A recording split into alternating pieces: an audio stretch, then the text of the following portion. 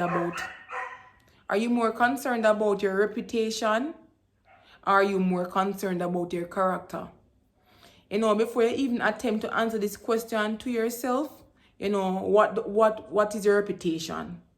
And what is the difference between your reputation and your character?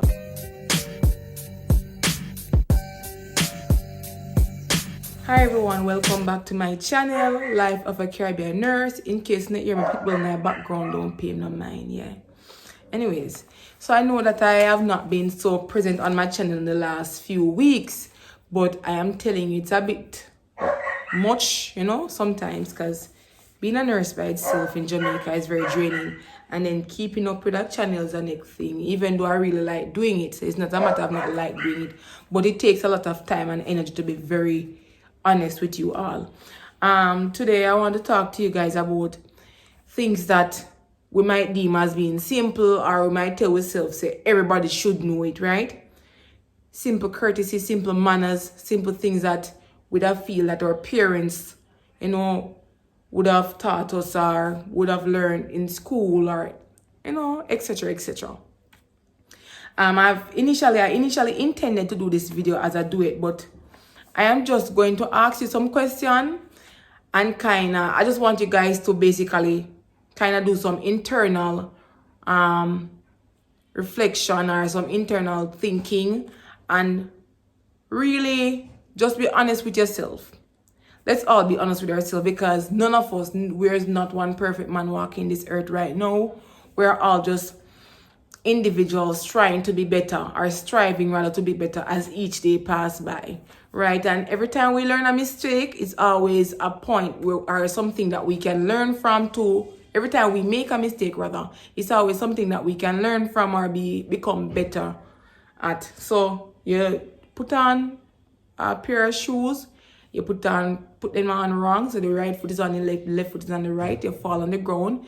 You realize that the shoes that they put on wrong, you do it the correct way, tie the lace next time, and you learn something from there. So living life journey, mistakes have to be made, we have to learn.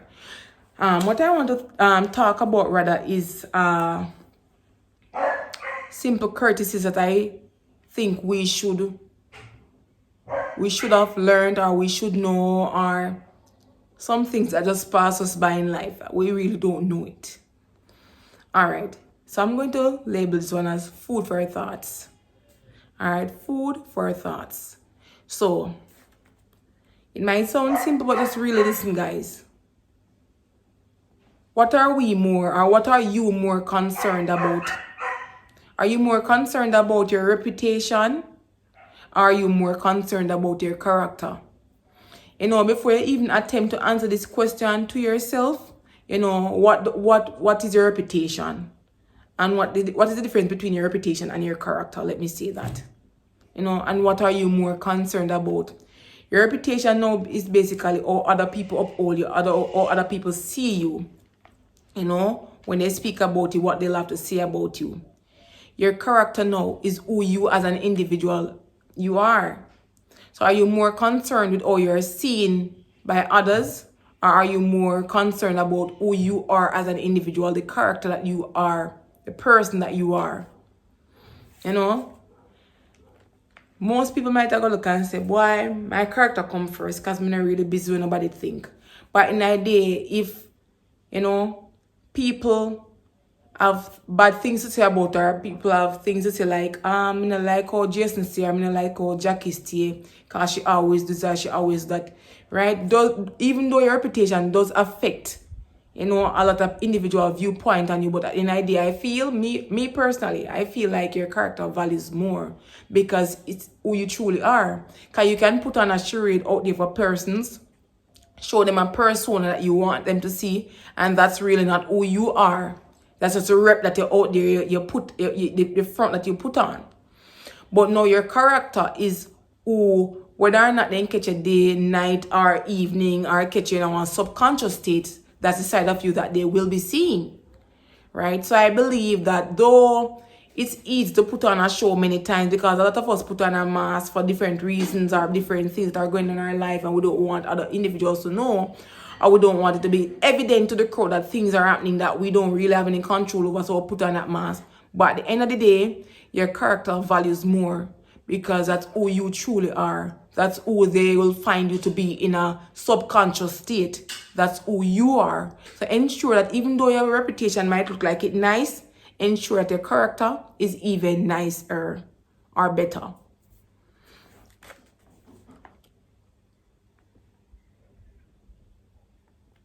All right. What do you think matters most? A well-dressed individual, a well-dressed covered hypocrite, or a person that has a sincere heart but dress most time we're partially covered, meaning that you might see them on any given day, maybe one bottom rider or a belly skin or their bodies being shown. But who do you think matters most? A person that they are covered, they look good to the outwards, but their character is bad. They are not trustworthy. There's nothing good about them. Or somebody, they might be looking away on the outwards, but they are sincerely pure individuals. I know enough people are going to jump and say, I prefer the well covered. I prefer the well covered, the partially dressed hypocrite, because at least we know, say she sincere in what she do or whatever. But many times, when we are presented in our real life, when we are presented with individuals that to the eye appear or look like they are good, we quick if we jump on for them side in comparison to a person that might come to us in a raggedy look or come to us appearing to be maybe one prostitute, looking like how we feel a prostitute supposed to look, or looking like how we feel a person with when have no good background, they not rich, they not have it, should look. Most of the person that look like they can afford certain things, most of the person that look well dressed, most of the person that look like they, educational wise, they understand more, or they have more to even offer you. You more gravitate towards them. We will more gravitate towards them than a person that is of a sincere character, but maybe just need local teaching to help fix up themselves, to help put themselves together, because they really don't know. They weren't brought up seeing people behaving in a certain manner. They weren't brought up seeing people dressing in a certain manner. But what they are is sincere. What they are is honest with who they are. What they are is true to themselves. Right? And me telling you all these things now means to me, they appear saying everything and I am perfect as to where this is concerned. But these are some general thoughts that crossed my mind, and I just thought I would just share it with you guys. So that's why I'm saying all this right now. And I also made this point saying spending time enlightening these individuals that we might see and deem as not being maybe at a standard or being partially dressed, so we might feel like they are of a, demoralizing character. They don't have no standard. They don't have any good morals. They don't have nothing about them, basically, as Jamaicans would say. Sometimes we spend a bit of time educating them, showing them, better way of going about things. We'd be very surprised how these individuals would turn around. Sometimes all we do, or all we need to do, is just give people just give them a chance. Just give individuals a chance. It's either them prove themselves right, or it's either them prove themselves wrong. But sometimes all we really need to do, is give people a chance. So just don't judge an individual based on how they appear at first sight. But give them a chance to either prove themselves right, prove you right, or prove you wrong. But don't jump and say, yeah, she look like this, so a girl that can't good.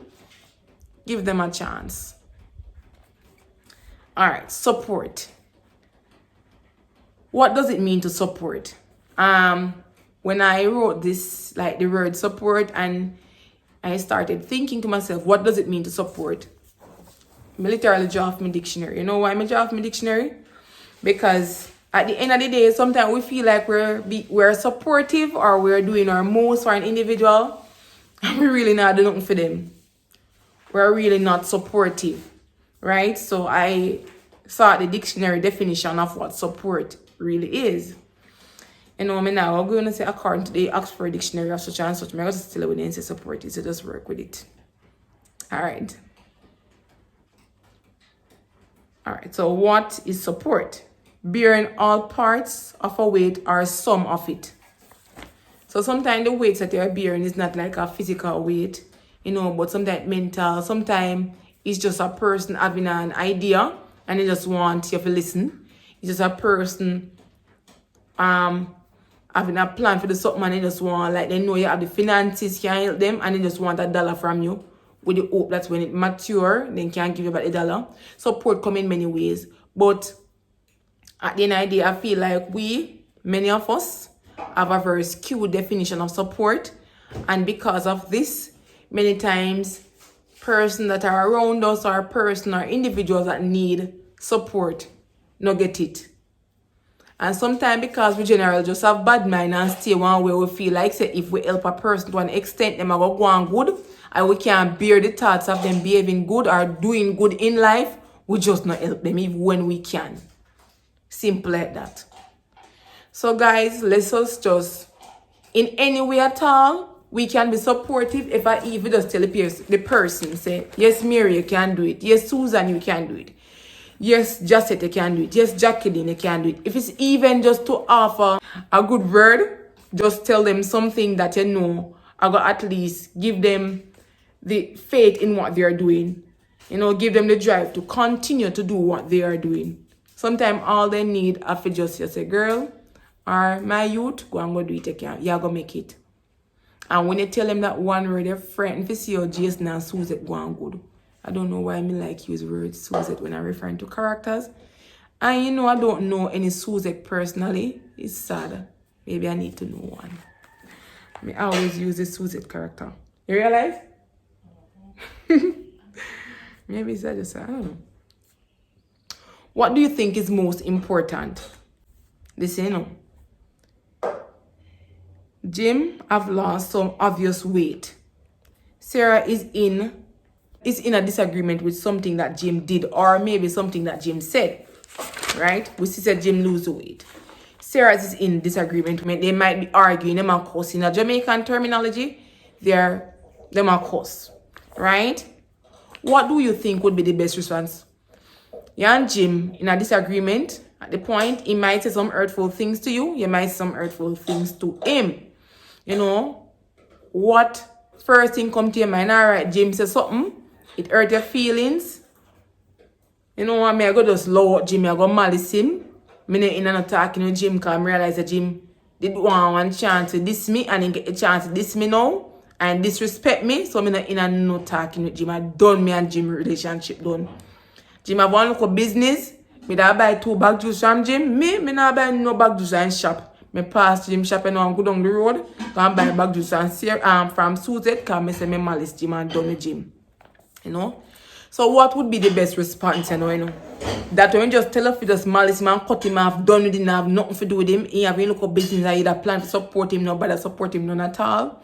Embarrass Jim about his unexplained weight loss. You know what going with Jim, but because he's a cuss. And then say cuss bring out word, as we Jamaicans like to say. Just start telling him a bag of things where Richard start telling about him weight. And you don't know what's going on. You know.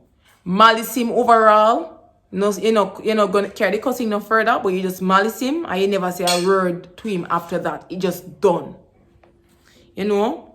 Or do some self-examination and think of appropriate ways to deal with the disagreement and then move on past it. Because before this one disagreement, you and Jim, you guys were very good friends. And just this one thing happened. So, you know, you guys do some internalization. You know, Jim maybe be the person that will come talk to you first. But sometimes one of us have to be the bigger person, you know. Even when we feel like the other person wrong, sometimes you have to be the bigger person and do some internalization and come and say, Jim, you know, the other day we said some really hurtful word to each other. You know, on behalf of what I said to you, I truly apologize. You know, at that point in time, if he accepts it or not, that's up to him. But at least you did the right thing. by apologizing, making your path clear. Okay. A child is by no choice of his or her, homeless, or maybe unwanted by his parents, or maybe become a orphan.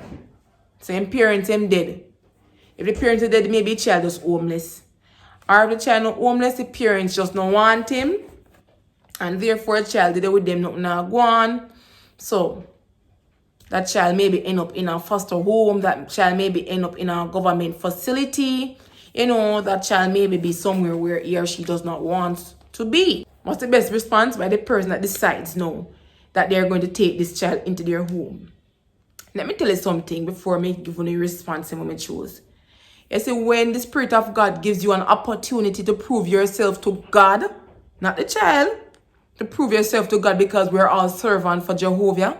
When the Spirit of God gives us a chance to prove ourselves to Him, when I give somebody to look about, when I give someone to take care of, let me tell you this.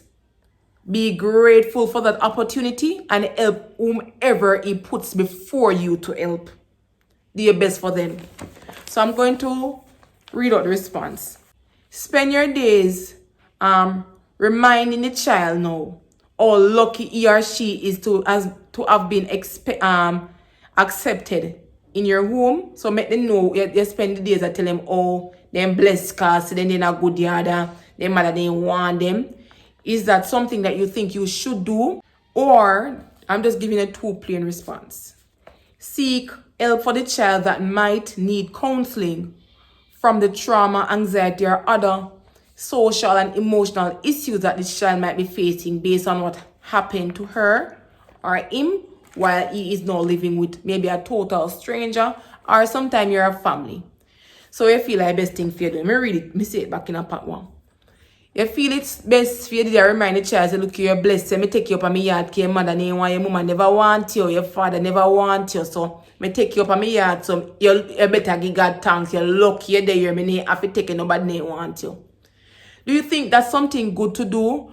Or do you need to spend time with that child, find out whatever trauma they might be going through? Guys, let me tell you something. You see, many times when a child is separated from the home that he or she initially know, or that child maybe from birth, the moment give him up. But when that child comes to understanding and realize that, Jesus and peace, me live in a house where these people do treat me good, but I know they are really not my parents. They are lovely, but they're not my parents.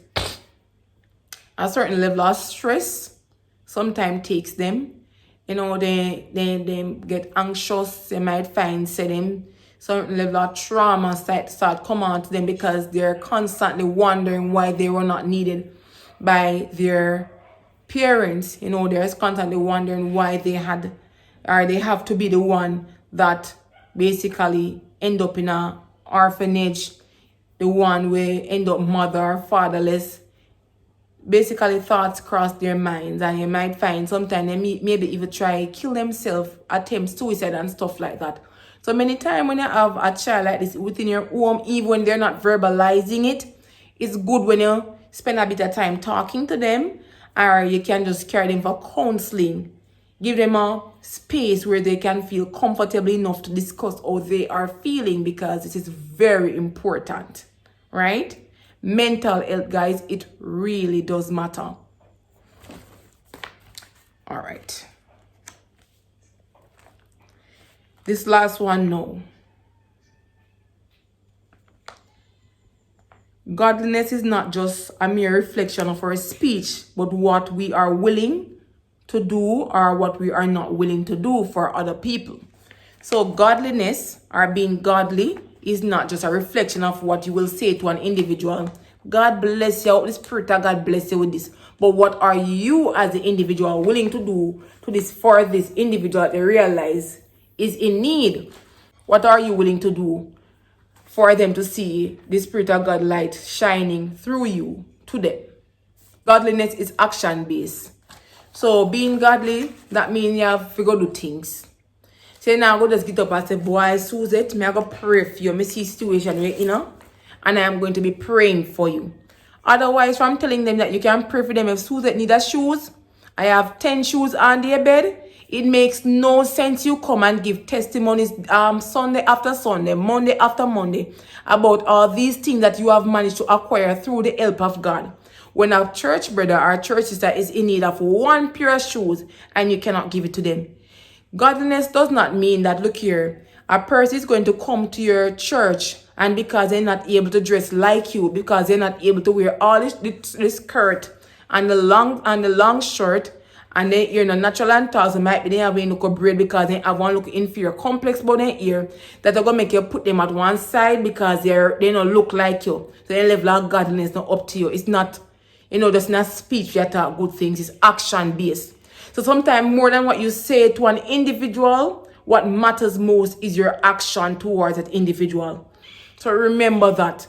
You see, next time you're about to look down upon a person in your church who might not look like you, or might not be able to twist their word and do like you, or might not be able to step in at the spiky like you, or might maybe just not be able to do nothing quite like you, or do nothing where you feel in a way that is deemed by you to be godly.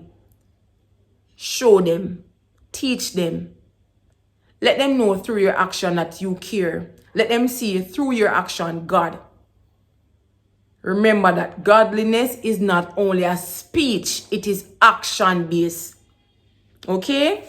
Guys, I really hope that you guys enjoy the video, because I really feel like government need to start more than anything else involve local, what do I call it now? Local teaching session, simple mannerism, simple how to deal with people, simple things as when a person is emotionally distraught, things to say and not to say to them at that point in time, because we're being taught all these other things. I mean, it's a simple look of kindness we don't know. This place is full of so many mean people, you'd never believe it. This place is full of so many selfish individuals, you'd never believe it. And sometimes we're selfish and we don't even realize that we're selfish because we don't even know what we are doing ourselves is something. And the lessons we need. So it would be very good for when we know something or we say something is wrong, not in an embarrassing way, say, John, say, don't say such and such, I don't look good. Maybe John may not accept at the same time, but just pray and hope the Spirit of God gives him a heart of understanding, give him a listening heart. Whereas when you speak certain things to him in an ungodly manner, he will take on to what you're saying in a good way. Amen? Yes. I really hope that you guys enjoy this video. Please remember to like, share, and subscribe to my channel. And guys, I'll try to improve on how many videos I do. Alright?